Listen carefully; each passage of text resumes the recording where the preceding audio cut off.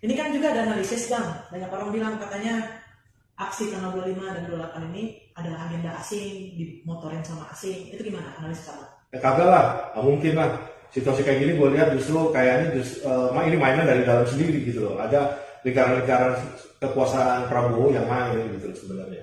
Jadi gue pikir jangan-jangan orang yang ngomong ini dikendalikan asing inilah yang justru terlibat gitu loh. Jadi kan mereka coba ngasih info yang salah ke Prabowo supaya Prabowo nggak paham gitu loh bahwa ada proses untuk menjatuhkan dia. Nggak penting lagi apakah ini dikendalikan siapa, mengendalikan siapa, karena pada prinsipnya demo ini sudah mulai mencapai ke tahap yang lebih tinggi. Karena apa? Karena kemarin sudah ada korban, ya korban ojol. Bukan hanya menambah elemen, tapi juga melebar kemana-mana. Ya ojol udah ikut turun dan ini ojol turun ini kan jadi serangan balik gitu loh kepada polisi. Awalnya mau nyerang DPR, tapi sekarang serangan balik ke polisi. Kemudian Bensi, yang kemarin-kemarin secara resmi nggak menyatakan ikut, tapi mulai hari ini kan katanya udah ikut. Jadi artinya ini elemennya bertambah. Dan yang ketiga adalah masyarakat. Ada banyak titik perlawanan dan warga semua ikut terlibat gitu loh.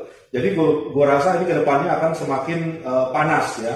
Bukan hanya mengimpeach Gibran, tapi juga bisa melawan Prabowo sendiri. Pertama, sebaiknya sikap mahasiswa atau tindakan mahasiswa ke depan melihat situasi ini dan menanggapi tendensi atau tudingan-tudingan tadi itu gimana?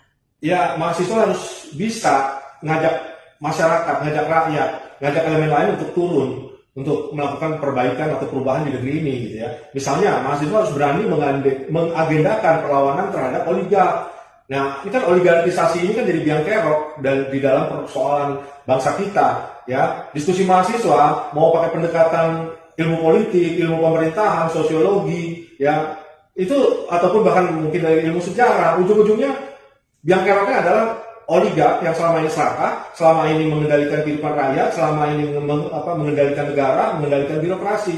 Nah ini harus dilawan.